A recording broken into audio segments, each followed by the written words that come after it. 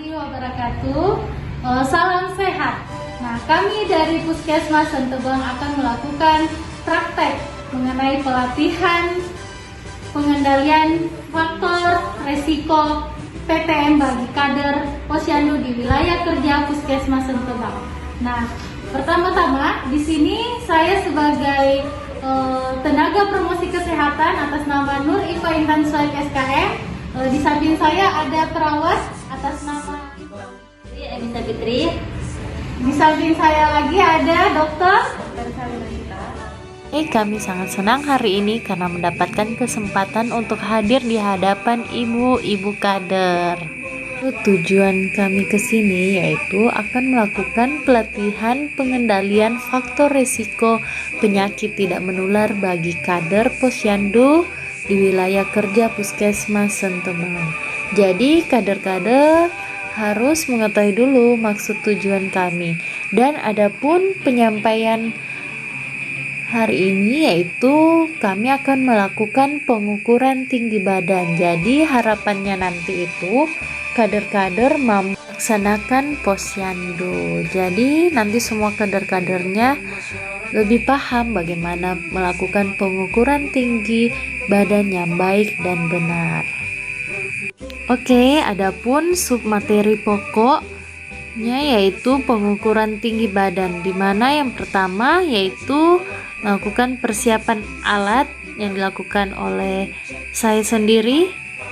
Yang kedua, melakukan teknik pengukuran yang akan dilakukan oleh seorang perawat. Yang ketiga, interpretasi hasil pengukuran akan dilakukan oleh dokter. Kita langsung aja ke prakteknya. Di sini saya sudah menyiapkan alat pengukuran tinggi badan, mana tingginya ini berukuran kapasitas 2 meter. Nah, sampai ke lantai, turun lagi dok, sini. Sampai ada titik 0.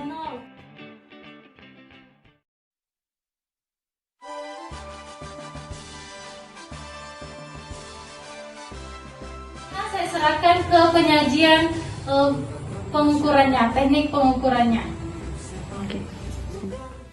Semangat pagi untuk ibu-ibu. Ada yang tahu di sini cara pengukuran tinggi badan?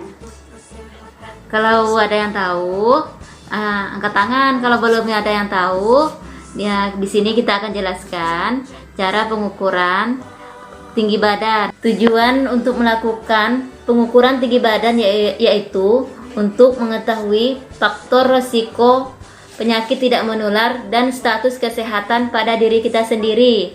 Ibu-ibu kader di sini bisa menjelaskan kepada kader-kader yang lain, kepada keluarga, masyarakat, tetangga, untuk mengetahuilah apa tujuan dari kesehatan itu sendiri.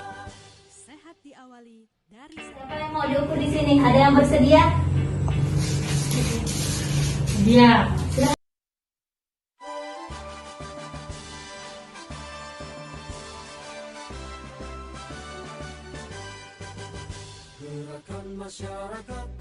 Di sini alat yang kami gunakan adalah mikrotoy yang berkapasitas 2 meter. Pastikan dipilih permukaan bidang yang datar untuk dilakukan sebuah pengukuran.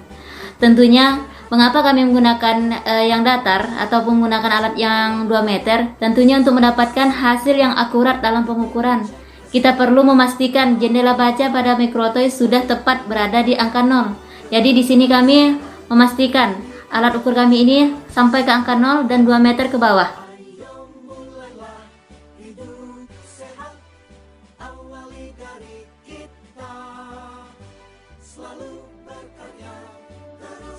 Jika terdapat aksesoris pada responden seperti jepit rambut yang ada pada ibu kan, kami pastikan dulu apakah jepit rambutnya itu menjanggal atau tidak untuk melakukan pengukuran, dan ibu bisa melakukan lebih akurat atau kepalanya lebih menempel di dinding.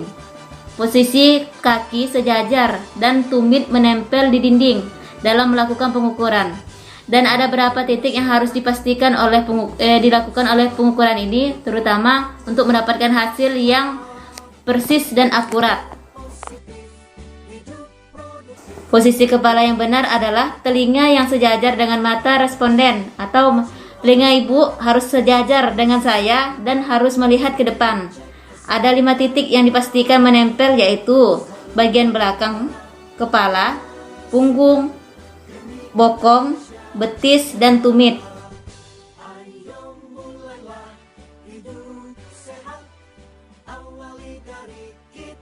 Setelah itu, ditarik alat pengukuran sampai bagian atas kepala. Saat membaca hasil jendela baca, harus sejajar dengan mata pengukur. Nah, saya sama ibu pengukuran ini harus sejajar, biar hasilnya akurat ya. Ini adalah posisi responden saat dilakukan pengukuran. Dan ibu harus santai ya bu, nggak usah tegang. Dan harus rileks dan memperlihatkan titik ukur yang menempel. Untuk melakukan selanjutnya, baca hasil alat ukur dari nilai terkecil ke terbesar. Hasil yang didapatkan adalah 149 cm.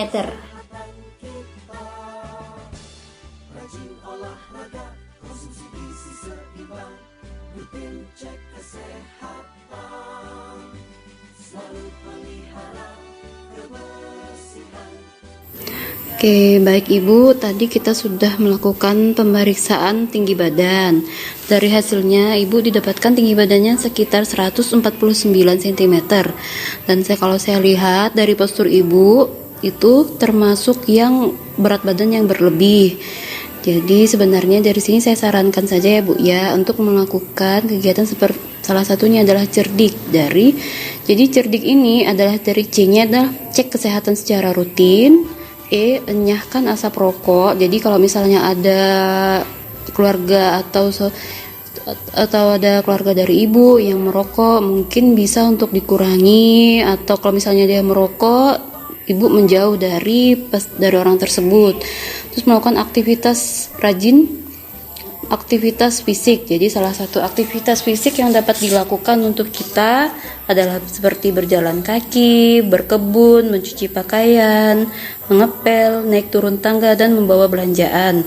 Dan olahraganya seperti kita lari ringan, bermain bola, berenang, atau senam.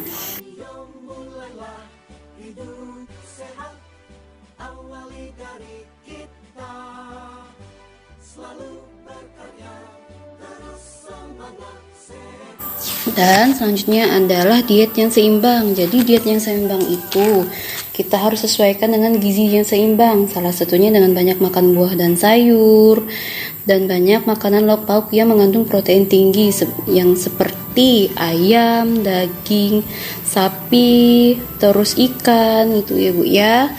Terus selanjutnya adalah istirahat yang cukup. Kalau kita banyak melakukan kegiatan tapi istirahatnya kurang, itu akan tidak baik. Jadi sebaiknya istirahat dalam sehari itu kita tidur 6-8 jam. Lalu adalah K, yaitu kelola stres dengan baik. Jadi kalau misalnya kita ada pikiran atau mungkin sesuatu yang dipikirkan, jadi sebaiknya kalau lebih baik kita harus lebih baik dengan jalan-jalan, berkeliling kemana untuk mengurangi stres kita. Mungkin ada yang ingin Ibu tanyakan? Oke, terima kasih Ibu.